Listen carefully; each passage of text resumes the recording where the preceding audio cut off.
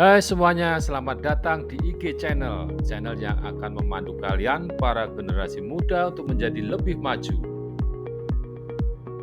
Di channel ini kita akan membahas tentang gagasan sehari-hari, ide sederhana yang selama ini kurang kita perhatikan tetapi mungkin bisa berguna bagi kita semua. Melalui gagasan-gagasan itu kita akan belajar memahami kehidupan ini, memahami diri sendiri dan memahami dunia seisinya.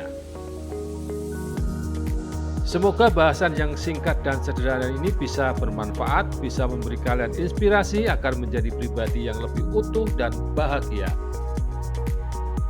Baik teman-teman, kali ini kita ada di program kelas psikologi. Kita akan membahas tentang bagaimana cara untuk menghadapi orang-orang toksik. Oke teman-teman, yuk kita langsung saja bahas tuntas topik yang menarik ini. Pengertian tentang orang toksik.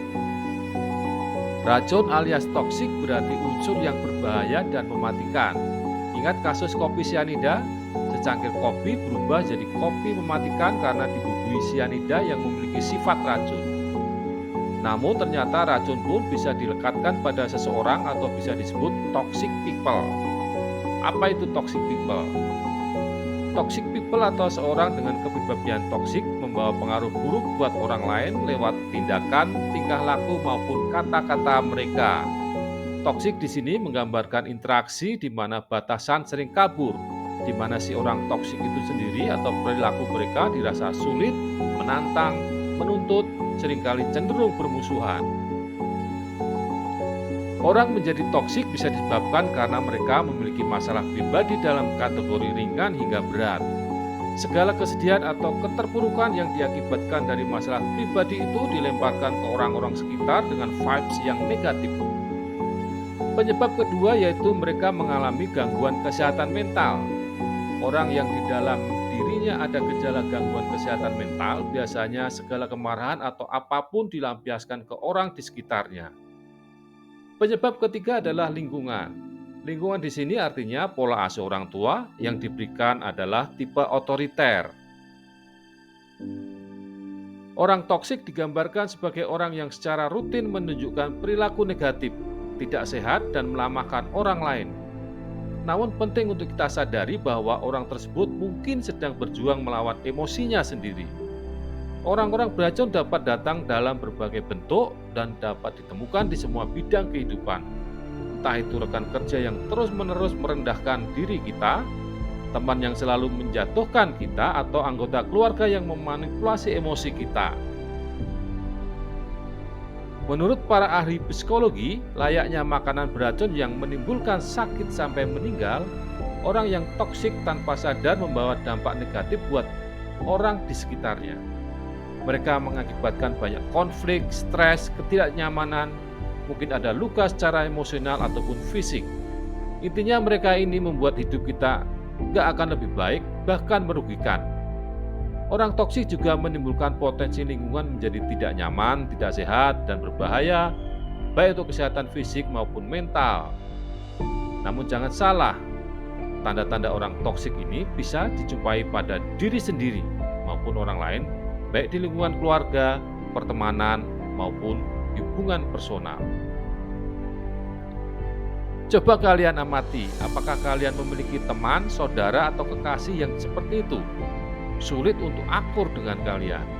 Seringkali kalian merasa direndahkan atau dimanipulasi saat berada di dekatnya. Jika jawabannya ya, kemungkinan kalian memiliki orang beracun dalam kehidupan kalian. Orang beracun membutuhkan penanganan khusus jika kalian memilih untuk terus berurusan dengannya. Ada beberapa cara yang bisa kalian pelajari untuk menjaga diri dan menghadapi orang lain dalam hubungan yang beracun. Namun sebaliknya, jika beberapa dari tipe orang toksik justru menggambarkan diri kalian dan kalian merasa bersalah karena terlibat dalam beberapa perilaku negatif ini, namun kalian masih tidak yakin apakah kalian benar-benar menjadi beracun bagi seseorang, maka video ini cocok untuk kalian. Sebagai karakter utama yang menulis cerita kita sendiri, kita seringkali merasa seperti pahlawan yang berjuang melawan peristiwa kehidupan sehari-hari. Tapi jika salah belok atau bergerak, kalian bisa berakhir menjadi sebagai penjahat. Terkadang kita bisa mengulangi perilaku yang menyakitkan tanpa sengaja. Ini tidak berarti kalian orang jahat, hanya manusia biasa, tetapi kesadaran diri bisa membantu kalian menjadi lebih baik. Merasa seperti laba-laba jahat menggigitmu? Jika kalian menghadapi diri kalian menjadi beracun, langkah apa yang dapat kalian ambil untuk menjadi lebih baik?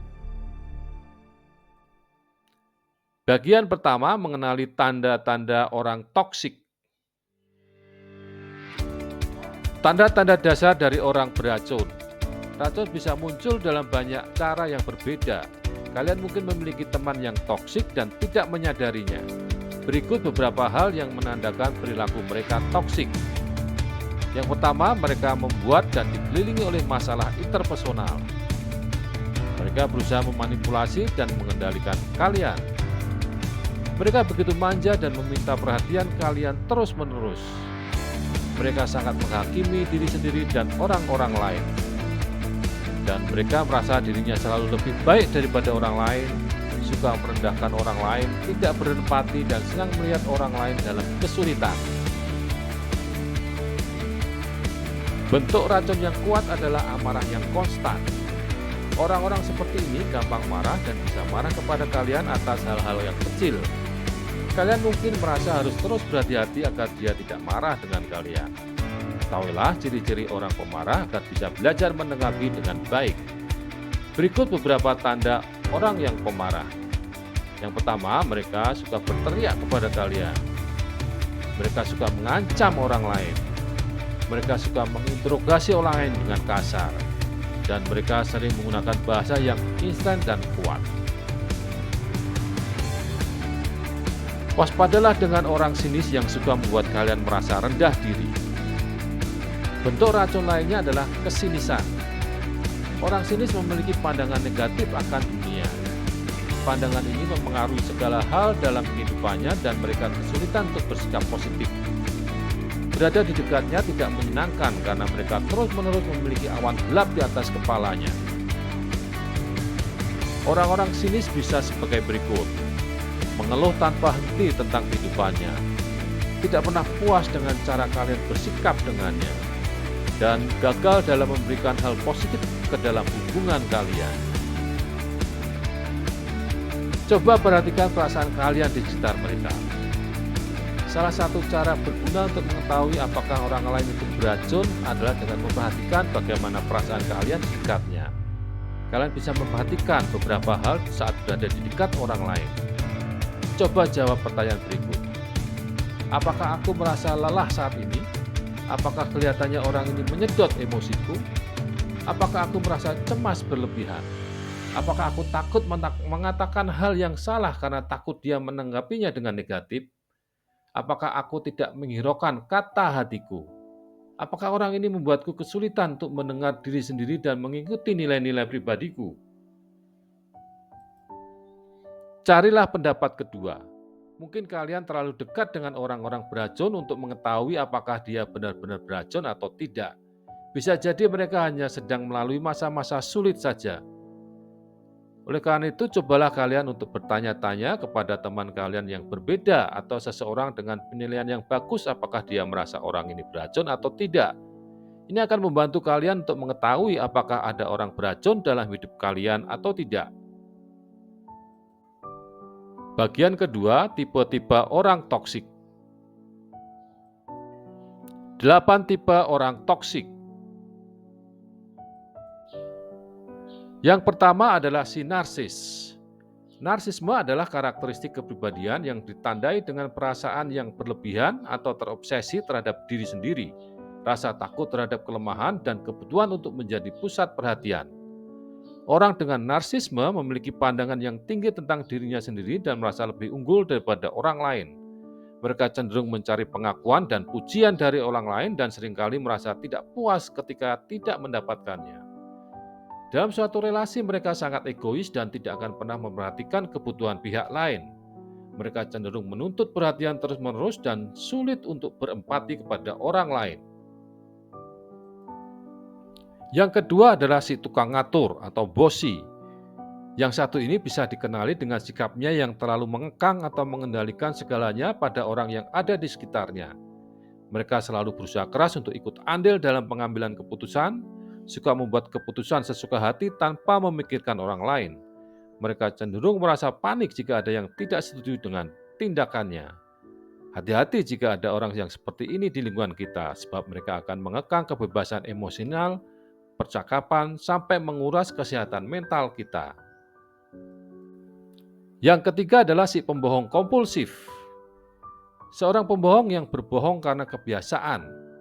Pembohong kompulsif membengkokkan kebenaran tentang segala hal, besar atau kecil.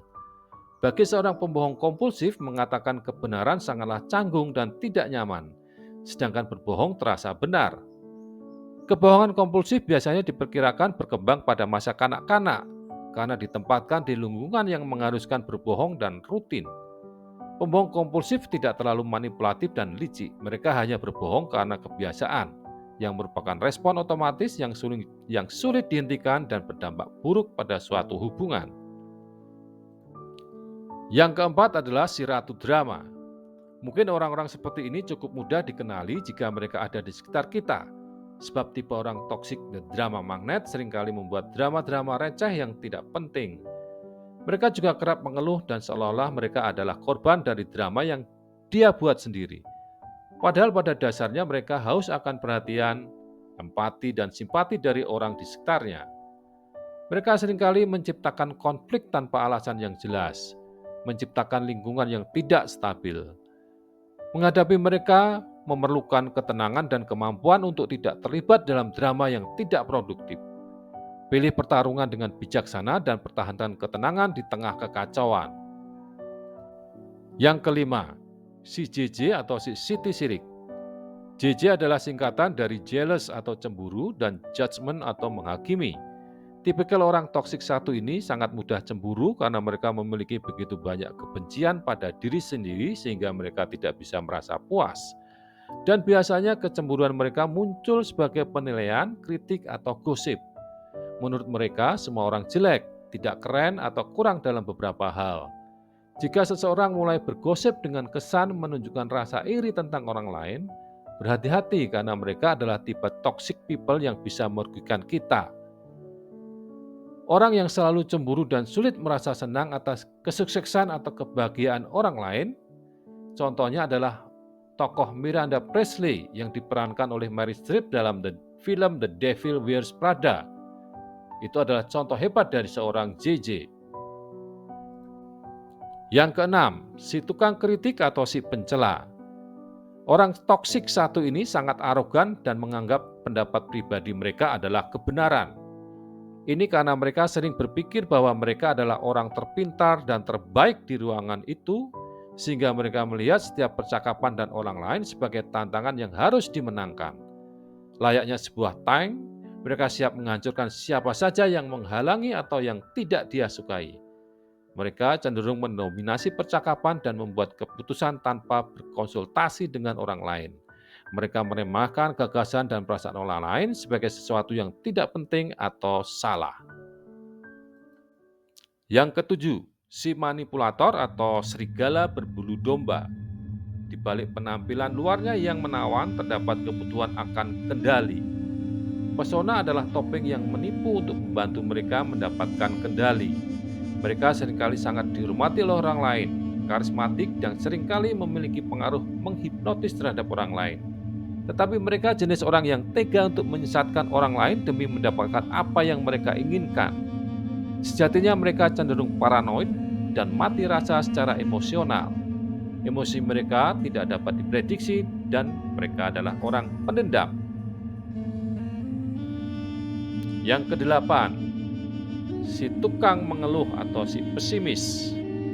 Orang toksik ini juga dikenal sebagai vampir spiritual karena mereka suka mengumbar emosi dan cenderung menyedot sisi positif atau menguras emosi kalian. Mereka adalah orang-orang yang selalu memiliki sesuatu yang menyedihkan, negatif, atau pesimis untuk dikatakan. Dalam percakapan dan hubungan mereka tidak pernah bisa melihat sisi positif dan cenderung menjatuhkan semua orang bersama mereka. Mereka disebut juga dementor, makhluk jahat yang menyedot jiwa orang untuk keluar dari tubuh mereka dan meninggalkan mereka hanya sebagai cangkang manusia. Menurut Rowling, dementor selalu menyebarkan negativitas di lingkungan mereka. Dementor juga suka menebarkan rasa pesimis di dalam kelompoknya. Bagian ketiga, berbicara kepada orang toksik.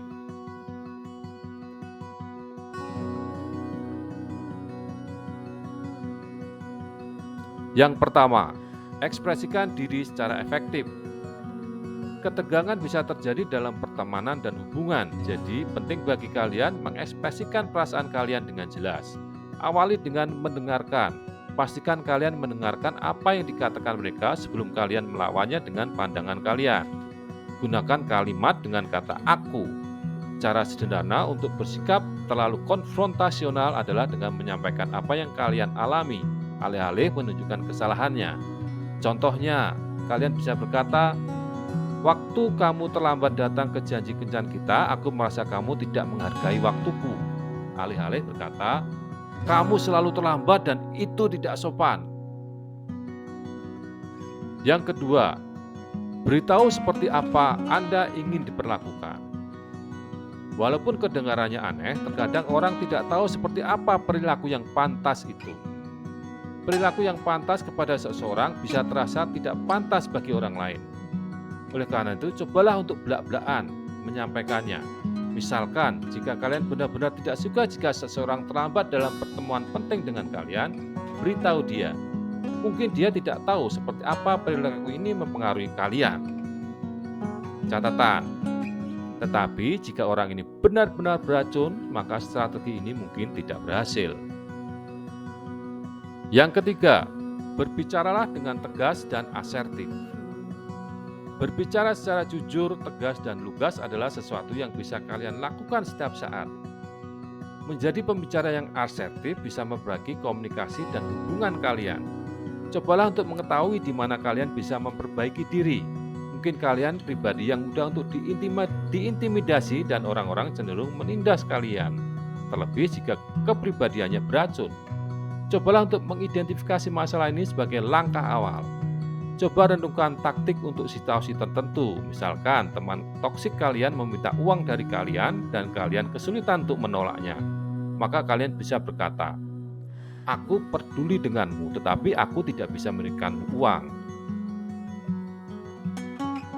Keempat, lindungi diri dari bahaya.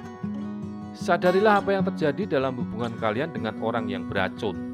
Contohnya, hindari untuk memasukkan ke dalam hati jika kalian melihat kecenderungan mereka untuk berkata kasar dan menghakimi kepada kalian. Lindungi kalian dalam hubungan seperti ini. Jika kalian memutuskan untuk meneruskannya dengan menyadari apa yang mereka katakan kepada kalian, bagaimana mereka bersikap kepada kalian, dan bagaimana hal tersebut mempengaruhi perasaan kalian. Contohnya, jika mereka membuat klaim tentang kalian seperti, "Kamu tidak pernah ada untukku." Coba analisa klaim tersebut. Apakah benar? Apakah kalian bisa memikirkan contoh yang membuktikan hal tersebut tidak benar? Orang-orang toksik seringkali melebih-lebihkan dan membuat klaim yang tidak masuk akal. Kelima, jika memang harus, minta maaflah. Walaupun seseorang itu beracun, bukan berarti kalian selalu benar dan dia selalu salah. Akui kesalahan kalian dan minta maaflah jika memang harus.